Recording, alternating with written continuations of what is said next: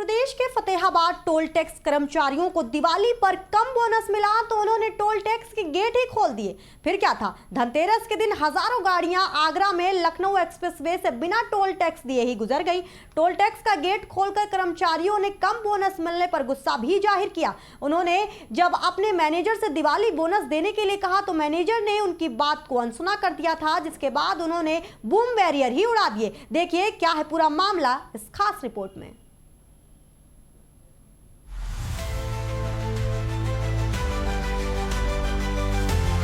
जहां त्योहारों में खुशियां बंटती हैं, वहीं कुछ जगहों पर गुस्से की चिंगारी भड़क उठी।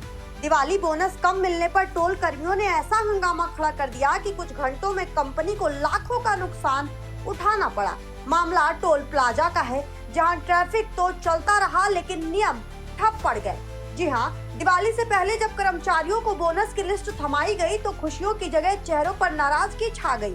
कर्मचारियों का आरोप है कि पिछले साल की तुलना में बोनस घटाया गया है, जबकि काम का दबाव दोगुना है। नतीजा, नाराज टोल कर्मियों ने एकजुट होकर विरोध का बिगुल फूंक दिया। सुबह की शिफ्ट में ही कर्मियों ने बूम बैरियर उठाकर सभी वाहनों को फ्री पास देना शुरू कर दिया। लगभग 3 घंटे तक टोल कलेक्शन पूरी तरह बंद रहा। इस दौरान कंपनी को करीब 30 लाख रुपए का नुकसान झेलना पड़ा। सूत्रों की माने तो कई जगहों पर यात्रियों ने भी इस फ्री टोल का फायदा उठाया। टोल कंपनी के अधिकारियों ने मौके पर पहुंचकर हालात को काबू में करने की कोशिश भी की, लेकिन कर्मचारी अपनी मांग पर अड़े रहे। जब तक पूरा बोनस नहीं, तब तक टोल नहीं। मामले ने इतना तूल पकड़ा कि स्थानीय प्रशासन को बीच में आना पड़ा। पुलिस की मौजूदगी में कर्मचारियों और कंपनी प्रबंधन के बीच बैठक हुई, जहां बोनस राशि पर पुनर्विचार का आश्वासन दिया गया।